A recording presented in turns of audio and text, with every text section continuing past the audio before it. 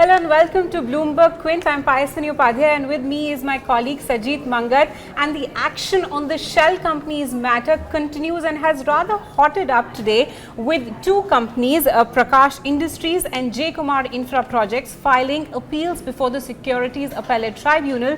Sajit, in the court today, both these companies argued that the SEBI order has no legal basis and they weren't given adequate opportunity or window or any notice to represent their side of the story. In fact, SAT did question the process and the lack of due process in this SEBI direction, and SEBI on its part argued that it acted on the direction of the Ministry of Corporate Affairs, that the MCA shortlisted companies based on intelligence provided to it by the SFIO and the tax department, and it also referred to the Supreme Court decision in the NSDL matter earlier this year in March, where the Supreme Court has held that the administrative orders of SEBI are not appealable before the Securities Appellate Tribunal. So these are the arguments of both the sides, and there is also additional information that Bloomberg Quint has put out on its website, and that's an exclusive, that SEBI may issue another direction in this shell companies matter, and that has to do with a letter that is likely to come to the stock exchanges, wherein SEBI will ask the stock exchanges to direct these 162 companies to submit auditor certified information pertaining to, and let me lay out the criteria that the information format that these 162 companies will have to get certified by their auditors and submit to the exchanges relating to their income tax filings for the last 3 years, any disputes with the income tax department, confirmation of compliance both under the Companies Act 2013 as well as the listing agreement for the last 3 years, confirmation of any defaults related to loans that these companies might have taken, description of their business model and whether the company is a going concern, bank statements of last 1 year with active and dormant status. You'll find this story on bloombergquint.com, and joining us is Amit Tandon of IIAS to basically weigh in on what he makes of this notification that is likely to be that we're likely to get from SEBI soon, and also of the proceedings before the Securities Appellate Tribunal. Amit, I've just given you the factual information that we have as in this point in time. What do you make of it? Well, I'm really not clear whether the charges that these are shell companies or there is a lot more than which meets the eye. If you ask companies that, look, are you current with your tax filings? What is the status of your bank accounts which are dormant and which are not, and so on and so forth. And if this is an area of concern, such an area that you kind of move these companies to a different category of trade, then surely this information should be asked of all the 5,000 odd listed companies on the stock exchange. Because it's curious, right? That SEBI is asking or directing the stock exchanges to ask this information after it has passed a direction, because much of this information will already be in the public domain and with the regulator. And many of the, just to add, many of the companies are following the LODR guidelines. So in that sense, they are filing regularly with the stock exchanges. And if they don't do, exchanges anyways take actions with respect to suspension or any other actions which they have to take. Look here, having the horse having bolted, they are now kind of building a story around it and asking for more and more information.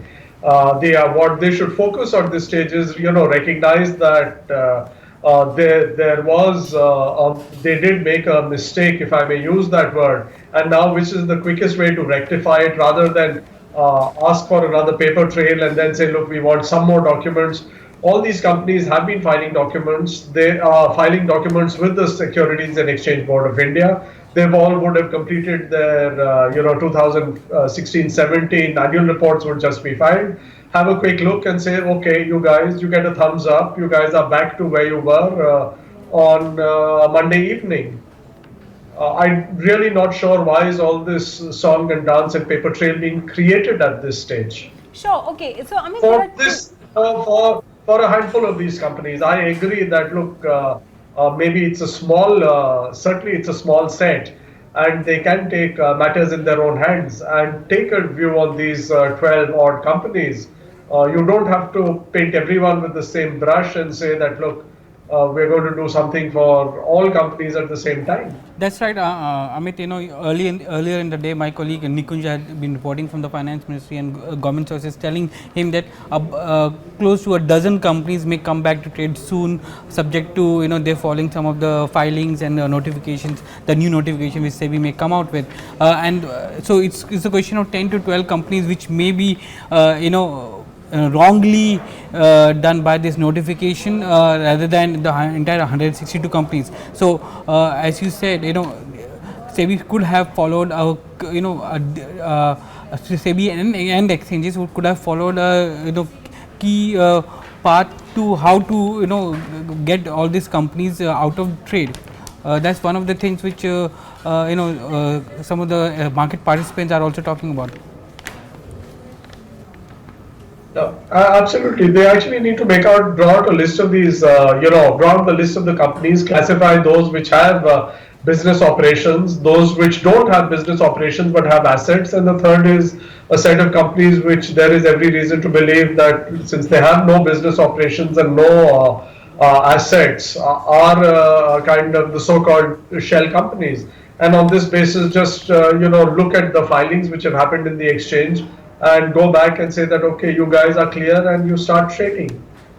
Sure, of course. And we did discuss yesterday, in fact, Bloomberg Quint's managing editor and markets editor Neeraj yesterday did do a discussion with Sandeep Parekh of FinSec Law, where being a shell company itself, where they were discussing, is not bad in law, right? It's not illegal, right? Sure. Having said so, you do realize that people use the shell companies to put through all kinds of transactions, and clearly it's not in the interest of SEBI or for the market as a whole to have that happen repeatedly. And therefore, if you kind of suspect certain companies of misusing some of the shell companies which they have been associated with or have control over, then you should certainly go down and penalize these companies. My other thought on this whole matter is that, look, you can't begin by saying we're going to penalize the shareholders without taking action on the management. If there is evidence of some kind of wrongdoing or some kind of financial impropriety, or these companies have been used for parking black money and then legitimizing it, by all means go after them, penalize them, but the starting point has to be the promoters. You could say we're going to freeze their bank accounts. These persons cannot trade their shares, they cannot come on other boards, but to kind of take an action by which a large number of genuine investors are hurt has very little basis or very little justification, and I'm sure that's not the intention of SEBI when they put through these guidelines. One more thing which I wanted to ask you is that okay, the regulator came out with a direction to the stock exchanges. How much or how responsible were the stock exchanges in just pushing through this notification without realizing that they have a duty to see whether these companies are genuinely shell companies? Because today, if SEBI is going to give them a second notification saying you submit all your audited certificates to them and exchange will verify it, then the same thing could have been done by the exchanges before they passed on the notification. But I'm wondering how much does an exchange have a say once they get a directive from SEBI, right? But it's they are. Yeah, Amit. Sorry, go ahead. Sorry, Amit, go ahead. I mean, I was just wondering how much of a say exchanges have once they get such a direction from SEBI, right? Absolutely. The exchanges do find that their hands are tied. In a lot of the cases, they have very little room to maneuver. At best, they can ask a few questions, but I don't think they can question by way of clarificatory questions rather than question the decision per se, which they are expected to go ahead and execute. All right, Amit, we are where we are today, okay, and help me, where do you how do you see things unfold? So on one hand, there are two companies which are already arguing before the Securities Appellate Tribunal, and Bloomberg Quint also learns that two other companies, Parsavnath Developers and Kavit Industries, are likely to mention the matter tomorrow morning as well. So there is, appeal process playing out before the Securities Appellate Tribunal, where one of the key arguments by SEBI is that it's an order in its administrative capacity. So these companies should ideally be filing a writ before high courts. That's part one. The second is the notification or another directive that we are expecting from SEBI to the stock exchanges, asking for this auditor certified information from all these 162 companies. And of course, the freeze, the trade curbs continue on these companies, and the investors don't know what will happen next. How do you see things unfold from here on? Look, it's very difficult to, one did not expect this to happen in the first instance. I would have thought that you'd kind of first gather this information and then take action. Here they've kind of taken the action and then they're gathering information.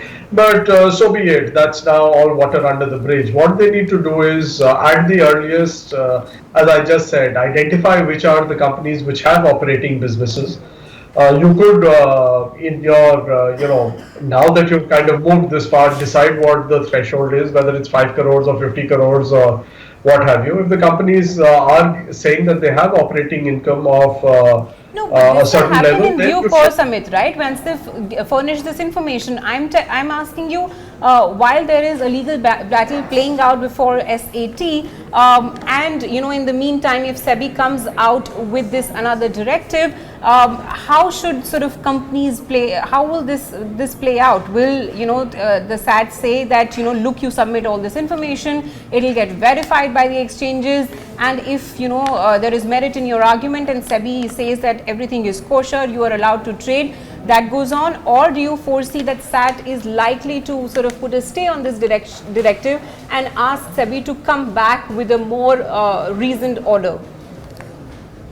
Look, I'm hoping it's the latter, but that's what one can hope for at this stage, because you need to remember that there are a large number of genuine investors who kind of put in money on the expectation that these are kosher operations, and therefore they would expect some amount of quick action from the SAT. But by the sound of it, having said so, by the sound of it, if SEBI is also going to go ahead and even challenge the decision whether they are, whether this goes to SAT or whether it needs to go to the High Court, and if you're going to kind of get caught in the letter of the law at this stage, then I guess investors should expect a far longer wait. All right. Thank you, Amit, for joining us on this discussion. And there is more on the Bloomberg Quint website, where a former legal advisor, Sumit Agarwal, has weighed in on this issue and has written a great column on Bloomberg Quint. You should visit that, on similar Operation Shell Expel being carried out by the Securities Exchange Commission in the United States back in 2012, then in 2014, and recently 2015. You should visit that column and stay tuned to Bloomberg Quint as the arguments continue tomorrow at the Securities Appellate Tribunal. Thank you for watching. Thank you.